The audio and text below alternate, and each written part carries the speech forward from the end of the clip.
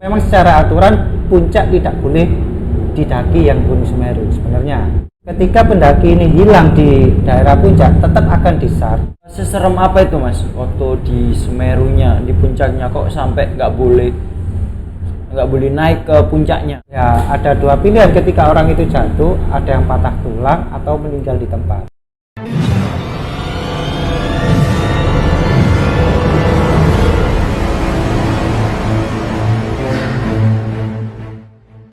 Halo guys, kembali lagi di depan Bell Production. Nah, untuk kali ini kita kedatangan tamu yang hobinya ini bisa mencapai ratusan sampai jutaan rupiah.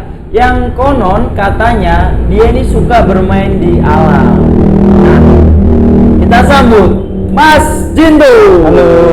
Wah, Halo. gimana kabarnya Mas? Alhamdulillah sehat-sehat. Alhamdulillah. Nah, Mas Jindul, aku mau tanya, ini yang dimaksud suka bermain di alam, ini alam yang kayak gimana nih Mas? Alam goib atau kayak alam lebih ke pantai atau ke gunung sih? Ya, alamnya ini lebih cenderung main ke pendakian gunungnya Mas, karena kita suka yang namanya olahraga yang perjalanan yang cukup jauh. Akhirnya kita memilih olahraga pendakian gunung ini. Ya di sisi lain kita juga mendapat yang namanya keakraban setiap perjalanan waktu saat mendaki. Makanya saya memilih untuk melakukan olahraga kegiatan pendakian gunung ini. Itu sejak kapan sih Mas mulai suka main di gunung itu? Ya, awal mula sejak SD itu guru pramuka saya mengajarkan saya untuk melakukan kegiatan yaitu persami, ya salah namanya dulu. Persami camping di lingkungan sekolah, Di lingkungan sekitar sekolah halaman ya? Halaman sekolah itu. Ya itu waktu SD itu, Iya sih, emang dulu waktu aku juga SD juga sering sih kayak gitu persami ya gitu ya. Persami gitu. Terus kok bisa sih Mas Jindul ini suka sama pendakian gunung ini? Ya itu tadi di dalam kegiatan pendakian gunung yang pertama mental itu harus kita siapkan di awal Mas. Mental kita harus membentuk mental dulu, kepercayaan diri dulu, fisik yang sehat. Kalau sudah terpenuhi semua, kita coba untuk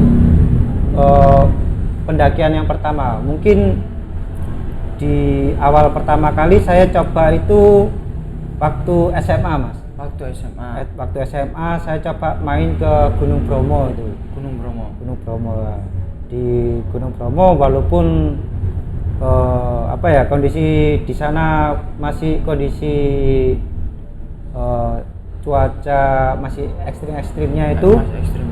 Waktu SMA itu kan. Itu kisaran tahun berapa SMA berarti? Kurang lebih tahun 2006 2007. Oh, sekali gitu. Emang dulu jalannya emang terjal banget. Apa kan sekarang kan aku mungkin setahun yang lalu itu kan ke Bromo itu jalannya emang udah bagus. Ya, waktu dulu itu jalan yang saya lalui lewat Pasuruan. Itu langsung ke mana ini namanya atas sendiri itu apa?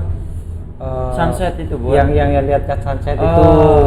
Saya lewat jalan Pasuruan itu tembusnya lewat yang jalan sunset itu. Puncak atau apa itu namanya itu. Gitu. Terus ada gunung apa aja yang pernah Mas Jintul ini daki? Oke, gunung apa saya aja? dari awal ya. Awal mungkin pertama kali waktu SMA Gunung Bromo. Terus waktu kuliah saya main sama teman sekelas juga, itu nyoba pendakian di Gunung Arjuna Welirang. Tapi karena kembali lagi itu yang saya ucapkan, fisik sama mental itu harus terbentuk dulu. Nah, di saat naik ke Gunung Arjuna Welirang, teman-teman kecapean. Akhirnya kita memutuskan sampai pendakian di Pondokan. Nama posnya itu ya? Pondokan. Nama posnya dari Pos pertama itu pet bocor, terus kop-kopan, pos 2, pos 3-nya baru pondokan. Pondokan. Ya, dari itu yang kedua. Yang pertama ya, Gunung Arjuna Wilangan. Terus yang kedua saya coba mendaki Gunung Penanggungan. Penanggungan. Ya, itu sama teman-teman fakultas lain juga kita join gitu. Join bentuk tim bareng, dan alhamdulillah mental terbentuk, sehat, dari segi logistik cukup, kita sampai puncak gunung pertama kali, Gunung Penanggungan. Terus di momen tahun 2012, di momen ada kegiatan acara gunung juga ya, itu saya lupa. Itu Indonesia. Oh, se-Indonesia. Indonesia waktu itu adain acara di Gunung Semeru. Itu kalau salah tahun 2012, sebelum film 5 cm keluar. Gila, keren. Desember 5 cm keluar, saya sebelum film 5 cm keluar itu saya di bulan Novembernya itu kalau nggak salah. Akhir-akhir bulan itu ada acara, saya ikut rame-rame. Jadi itu kebetulan saya juga gabung dengan tim-tim teman-teman yang sudah kerja.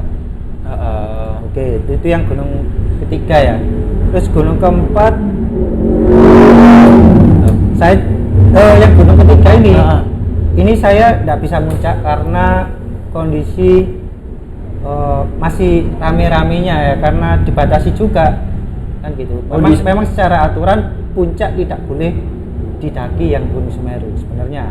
Batas tata tertibnya sampai di apa ini namanya, Kalimati namanya. Itu batasnya waktu batas dulu pendakian. Dulu. Sampai sekarang.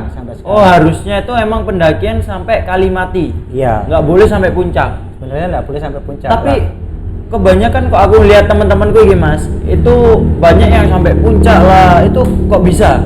Ya, jadi ketika pendaki ini hilang di daerah puncak, tetap akan disar. Tapi tetap endingnya namanya jelek. Kenapa? Karena batas perjanjiannya itu cuma sampai Kalimati aja. Oh, emang berarti realnya itu batas pendakian sampai di Kalimati. Iya. Sampai sekarang. Oh, gitu. Di aturan tata tertibnya itu ada.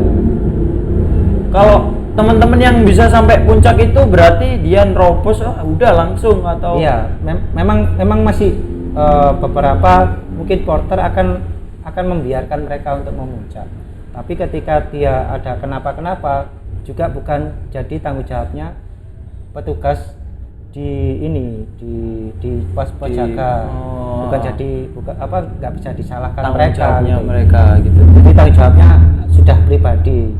Oh gitu. Emang seserem apa itu Mas waktu di Semerunya, di puncaknya kok sampai nggak boleh naik ke puncaknya? Ya, karena kondisi gunungnya itu masih gunung aktif.